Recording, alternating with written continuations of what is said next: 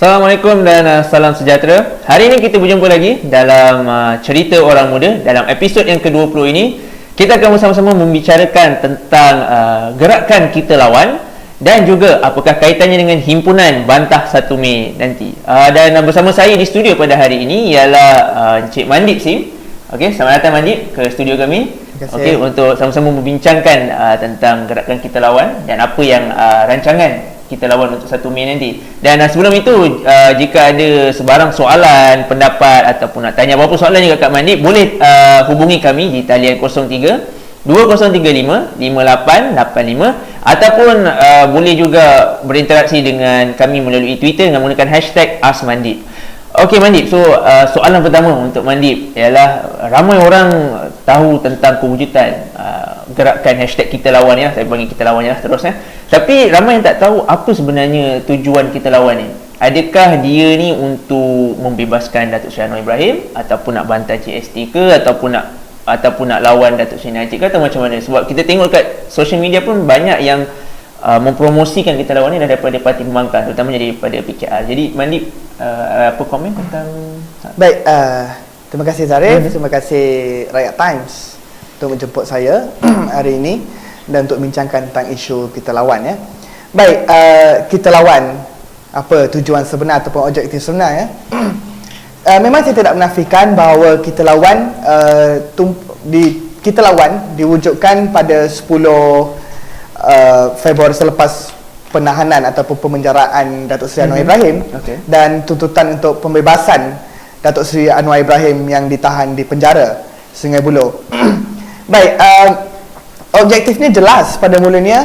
Memang kita menuntut pembebasan Datuk Seri Anwar Ibrahim kerana beliau adalah satu mangsa konspirasi politik di Malaysia. Ini adalah kali ketiga beliau dipenjarakan di atas perlawanan beliau ataupun kerana menentang satu rejim yang zalim ya. Dan sudah hampir 7 atau 8 himpunan diadakan, tetapi kini Kita Lawan dilihat membawa isu baru, isu rakyat, isu GST. Dan kenapa isu GST, kenapa mula ke isu rakyat? Kerana kita setelah pelbagai himpunan diadakan, kita mendapat feedback ataupun mendapat sokongan untuk agar meminta kita memulakan membawa isu rakyat, dan isu GST ini cukup membebankan dan Kita Lawan dilihat sebagai satu gerakan hashtag yang cool, gerakan anak muda ya. Dan sebab itu kita turut bersama dalam himpunan 1 Mei ini kerana cukai GST cukup membebankan dan cukup zalim untuk pada mereka yang berpendapatan rendah. Dan kita percaya bahawa ketika ini, di saat ini, Malaysia tidak perlu cukai GST dan sebagainya. Dan jelas Kita Lawan juga akan sedang menuntut dan akan terus menuntut agar Perdana Menteri Malaysia Najib Tun Razak letak jawatan. Sebab tu kami terkenal dengan banner besar Undur Najib. Okay. Tapi Najib, tapi Mandip, ada daripada statement daripada Menteri, contohnya YB Khairi Jamaluddin dia kata Kita Lawan ni akan jadi sama macam reformasi 1948, akan gagal juga. So apa respon Mandip kepada statement tersebut? Baik, sebenarnya untuk saya KJ ni, Khairi Jamaluddin ya. Sebenarnya sebagai seorang menteri belia yang tanggungjawabnya untuk menjaga kebajikan orang muda, telah gagal. Gagal menjaga kebajikan anak muda, gagal mempertengahkan isu-isu anak muda. Sebagai seorang menteri, jangan keluarkan statement politik. Ini adalah statement politik ya. Kamu sebenarnya kalau melihat anak muda ke jalan raya hari ini, Kita Lawan, kenapa anak muda ke jalan raya? Kamu cuba engage dan sebagainya. Jangan keluarkan kenyataan-kenyataan yang berbau politik. Dan KJ membangkitkan isu reformasi. Isu reformasi itu ketika itu kita semua muda. Saya berumur 12 tahun pada ketika itu kan. Jadi, dan KJ sendiri pernah mengambil garisan jalan raya pada 2011. Ketika Bersih, himpunan Bersih 2, KJ sendiri turun ke jalan raya. Persoalan saya kepada KJ sekarang, kamu mau melihat cool menentang kita lawan dan sebagainya. Tetapi 2011 telah menunjukkan kamu gagal membawa orang-orang ke jalan raya. Dan saya mencabar KJ di sini. Kalau kamu betul-betul boleh membuat mobilisasi besar-besaran anak muda, buat mengumpulkan anak muda di mana saja tanpa menyediakan perkhidmatan bas, t-shirt dan sebagainya, buktikan. Jangan hanya terus menentang gerakan reformasi. Jangan samakan reformasi dan kita lawan. Eranya berbeza. Okey, Manik, kita sudah dapat satu panggilan daripada penonton. Hello. Hello, ya, hello. Ya, siapa di sana? Melan dari Seremban. Okey, Melan, ada soalan untuk Mandip Ya, saya bapa dan mak saya cakap tak boleh pergi itu rally, takut nanti bahaya. Betul tak? Akan bahaya tak saya nak pergi dengan kawan-kawan saya? Oh, okey. Alright. Okey, terima kasih Melan untuk soalan tersebut. Jadi, soalan ni adakah berbahaya ke tak kalau nak pergi? Kepada Melan ya. Okey, terima kasih Melan untuk tanya soalan ni. Baik. Tidak perlu risau. Himpunan kita dijamin di bawah perlembagaan. Kebebasan berhimpun jamin bawah perlembagaan. Dan kita yang turun ke 1 Mei ini ataupun himpunan-himpunan sebelum ini adalah sebenarnya untuk to exercise our rights, which is under the constitution. So is dijamin di bawah perlembagaan. Tidak perlu risau. Kita hanya mengamalkan kita punya exercise. So himpunan ini aman. Jangan risau dengan apa saja ugutan daripada pihak polis atau apa saja. Kita datang secara aman, kita akan pulang secara aman. Jangan risau, kita telah ada pasukan peguam yang cukup. Kita sudah merunding dengan polis. Kita sudah beritahu ke mana kita akan berhimpun, ke mana kita berjalan. Datang Melan, bawa kawan-kawan. Kalau boleh bawa satu family sekali. Jangan risau, kita aman. Okey, tadi berbalik pada soalan tadi Tadi kita dah cakap tentang statement daripada YB Khairi Jamaluddin tentang kita lawan. Tapi ada juga hari ni di Rakyat Times juga ada news daripada Selina T. Dia kata berdasarkan tinjauan yang beliau buat, dia kata kemungkinan yang akan datang pun untuk 1 Mei nanti akan kurang.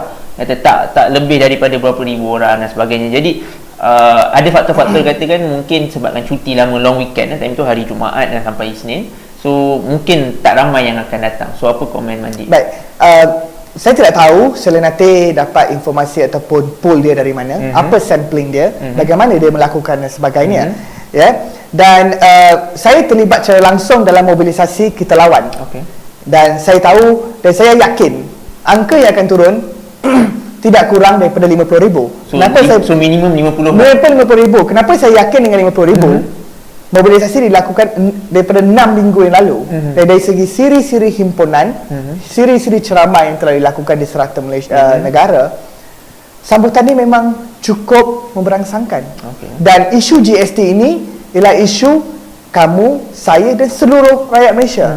Jadi saya tidak mau memperlekehkan kenyataan Selena T, tapi dia harus saya nak tahu sampling dan sebagainya. Tetapi apa pun saya yakin dengan jumlah yang akan datang untuk 1 Mei ini 50,000 tu saya yakin confirm lah, memang confirm. Sebab kita lawan 7 Mei tanpa mobilisasi kita dapat 10,000. Ini mobilisasi dan ini isu yang telah membebankan rakyat. Kena pada diri sendiri. Okey, so daripada 50,000 tu, adakah 50,000 tu datang daripada kita lawan saya ataupun daripada yang grup-grup lain juga? Baik, himpunan 1 Mei ini bukan hanya kita lawan. Okey. Ada rakan-rakan NGO, parti politik yang terlibat sama dalam himpunan ini, ya. Jadi daripada segi kita lawan, saya tidak berani menyebut nama, angka dan sebagainya. Apa saja angka kami terima. Tapi kami mobilisasi parti politik, mobilisasi NGO, itu yang saya berani menyatakan angka yang akan kita dapat pada 1 Mei nanti. Dan individu-individu hari ini pun akan sedang memainkan peranan untuk turun pada 1 Mei untuk bawa keluarga dan sebagainya. Contoh tadi rakan kita telefon daripada Seremban. Individu biasa kan? Ya, so saya yakin ramai akan turun. Isu cuti panjang semua saya jemput untuk bawa keluarga bercuti di Kuala Lumpur. Kuala Lumpur akan sungai sepi, bercuti shopping dan sebagainya. So gunakan masa cuti panjang ini untuk kita menuntut hak kita, untuk kita melawan cukai rakus ini. Okay. So tadi pagi juga, tadi masa on the way nak pergi kerja, saya dengar ada berita yang mengatakan pihak polis hanya beri tempat untuk berhimpun di Padang Merbuk saja, tapi tempat-tempat lain semua tak boleh. Jadi mungkin Mandik boleh kongsi sikit macam dari mana arah tujuan, mungkin dari kita lawan tu dia akan bergerak ke mana dan ke mana, dan kenapa tiba-tiba pihak boleh kata hanya boleh buat kat Padang Merbuk dan Mandik. Baik, ini sebenarnya bukan kali pertama pihak polis akan keluarkan kenyataan. Ini ialah skrip yang sama, orang berbeza. Okey, skrip sama, orang berbeza. Saya maksudkan ialah polis, ya. Kita akan berkumpul di Sogo, kita akan berkumpul di Masjid Negara, Dataran Maybank, dan juga di Pasar Seni. Inilah tempat himpunan 2:30 petang, dan kemudiannya kita akan berarak ke Dataran Merdeka, dan kemudian ke KLCC. Pihak polis tidak perlu risau dengan keselamatan, tidak perlu mengatakan himpunan haram dan sebagainya, tidak perlu menyuruh minta rakyat untuk berkumpul sini sana. Ini adalah himpunan rakyat, dijamin di bawah perlembagaan. Rakyat berhak berarak, berjalan ke mana saja, asalkan dalam keadaan yang aman, keadaan yang selamat. Okey, Mandik, kita juga dapat satu lagi panggilan. Hello. Hello, ya. Siapa tu tadi, ya? My name is Ahmad Zabir. Is it okay if I speak in English? Ya, sure. Ahmad dari mana, Ahmad? Sorry, I'm from Batu Caves. Batu Cave. Okay, Ahmad. Questions to Mandik? Yeah. So you speaking about how it's going to be peaceful and stuff.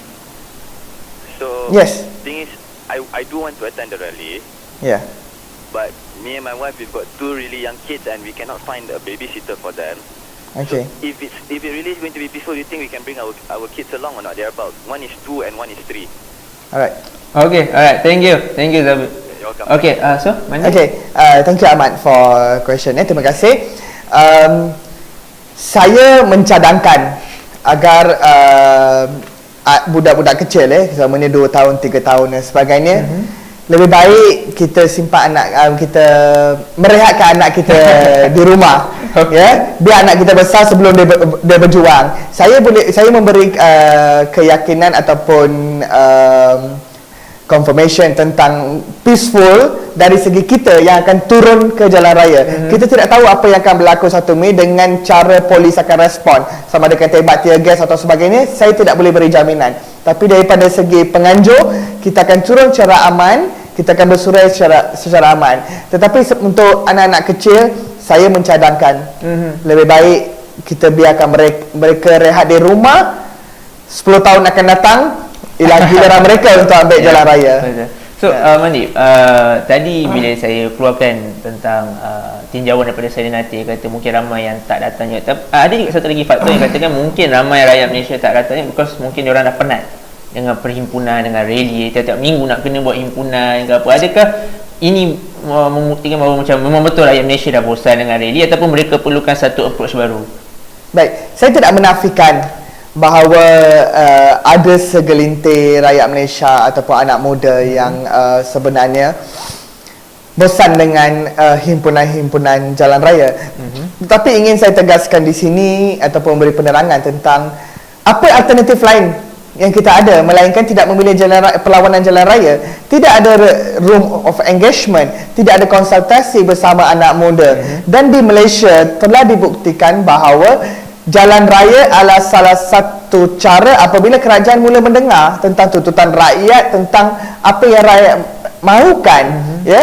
Dan kalau kita tengok sejarah Bersih 2, hasil Bersih 2, kita mendapat jawatan kuasa penambaikan parlimen untuk pilihan raya bersih dan adil. Dan hasil himpunan Bersih 3, kita mendapat dakwat yang dikatakan kekal. Jadi bagi saya, memang saya faham ramai yang letih dan sebagainya, tetapi kita tidak harus berhenti berjuang di sini. Kita tidak boleh berhenti, kita tidak boleh rasa penat. Perlawanan ini masih panjang. Perlawanan jalan raya adalah salah satu perjuangan atau perlawanan untuk kita memerdekakan negara kita daripada pemimpin-pemimpin yang rakus setiap hari mencuri kekayaan dan sebagainya negara kita. Jadi jangan rasa penat, jangan rasa bosan. Jalan raya cool. Okey. Saya difahamkan juga kita akan dapat satu lagi panggilan atau belum lagi. Okey, belum lagi. Tak apa. Dan bagaimana pula dengan adakah dengan keyakinan Mandip, adakah akan lebih banyak penyertaan daripada rakyat Malaysia pada himpunan bantah 1 Mei nanti? Baik, secara jujur saya agak yakin ramai yang akan turun pada 1 Mei kerana cukai ini membebankan setiap individu dan kena pada individu itu sendiri. Kalau ada isu-isu, contohnya ada isu pilihan raya, tidak kena pada setiap orang. Ada yang merasakan pilihan raya sudah bersih dan adil, tidak perlu apa-apa lagi. Tetapi hari ini cukai setiap individu, setiap orang, tidak ada perbezaan parti politik. Kamu A atau B, cukai ni sama. Kena. Jadi juga kena. Dan terutamanya anak muda. Saya menyuruh pada anak muda, kita harus turun untuk, kerana cukai ini ialah cukai membebankan anak muda terutamanya. Jadi keyakinan saya ialah kita tetap akan dapat ramai dan kita harus turun pada 1 Mei. Okey Mandip, ada panggilan yang ketiga. Hello. Hello. Yes. Ya, hello. Siapa talian? Hi, I'm Anthony. Anthony dari mana Anthony? I'm from PJ. PJ. Okay, Anthony, any questions to Mandip? It's okay. I apologize, but it's not so much a question as it is a comment. Okay. Earlier, a caller asked whether they could bring their young children to the rally. I really have to voice my opinion on this. I've been to a few rallies and I've seen children attend them, and I just don't think, I honestly do not think that a rally, any kind of rally, is a place for children. Yeah. I know no one plans for these things to go chaotic, but things happen, and it's no place for children. All right. Yep. So, yeah, that's just all I've got to say, really. Okay, alright. Thank you, Anthony. So, Mandip. Ya, thank you Anthony. Terima kasih. Baik. I love your voice. Hello. Okay. Terima kasih Anthony untuk pandangan dan sebagainya. Tetapi seperti saya katakan tadi, saya mencadangkan agar budak-budak kecil direhatkan dulu. Jadi seperti kita rancang segalanya aman, segalanya teratur, tetapi kita tidak tahu apa reaksi daripada pihak penguasa. Okey, Mandip, untuk soalan mungkin ni soalan 1-2 soalan yang terakhir untuk Mandip. Okey, kalau diberi peluang lah untuk menyampaikan mesej kepada rakyat Malaysia pada hari ini, apa yang Mandip nak sampaikan kepada mereka supaya sama-sama join himpunan bantah GST 1 Mei ni, Mandip?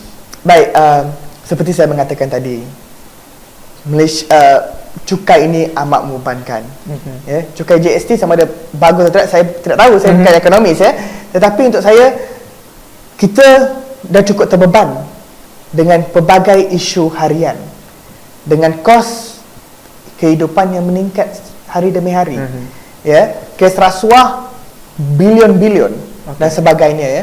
Dan kenapa kita harus turun pada 1 Mei ialah untuk menyatakan bantahan kita, kerana ini ialah efek kita punya daily life, ya. Dan kalau bukan kita yang turun untuk membantah cukai ini, siapa lagi? Dan cukai ini tidak perlu buat masa ini, kita cukup dengan apa perkara seperti petroleum yang kita ada dan sebagainya, ya.